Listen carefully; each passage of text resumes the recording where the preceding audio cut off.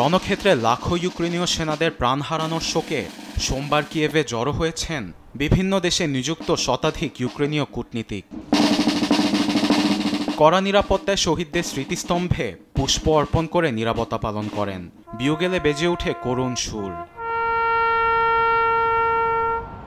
শোককে শক্তি রূপান্তর করে নতুন আলোচনার ডাক দিয়েছেন জেলেনস্কি। রুশ ইউক্রেন যুদ্ধ অবসানে দফা ব্যর্থ আলোচনার পর তুরস্কের ইস্তাম্বুলে আবারও বসছে বৈঠক। ইউক্রেনীয় প্রেসিডেন্ট জানান, আগামী 23 জুলাই অনুষ্ঠিত হচ্ছে তৃতীয় দফার আলোচনা। বন্দি বিনিময় ও রুশ প্রতিনিধিদের সঙ্গে আরেকটি বৈঠকের প্রস্তুতি নিয়ে ইউক্রেনের নিরাপত্তা পরিষদের প্রধান রুসেম উমেরভের সঙ্গে কথা বলেছি।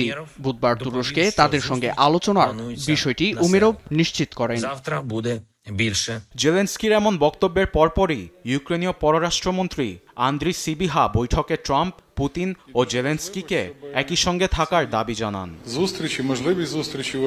এ যুদ্ধ অবসানের জন্য অনেক গুরুত্বপূর্ণ কৌশলগত দিক আলোচনার মুখ্য বিষয়, যার জন্য জেলেনস্কির পাশাপাশি মার্কিন প্রেসিডেন্ট ডোনাল্ড ট্রাম্প ও রুশ প্রেসিডেন্ট পুতিনকে সশরীরে আলোচনায় থাকা জরুরি। প্রেসিডেন্ট জেলেনস্কি শুরু থেকে এ বিষয়ে জোর দিয়ে আসছেন।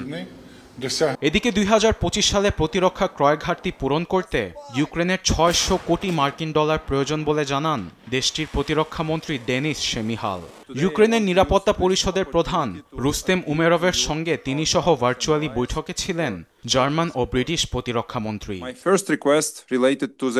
বুধবার যখন আলোচনায় বসছে বিদ্যমান পক্ষগুলো, তখনও থেমে নেই পাল্টাপাল্টি হামলা। সোমবারও রাজধানী কিয়েভে কয়েকশো ড্রোন ও ক্ষেপণাস্ত্র দিয়ে ওডেসা ও সামি সহ বেশ কিছু জায়গায় হামলা চালায় মস্কো। হতাহত হন কয়েকজন ইউক্রেনীয়। আরবেদ আফসার, নিউজ ডেস্ক, দেশ টিভি।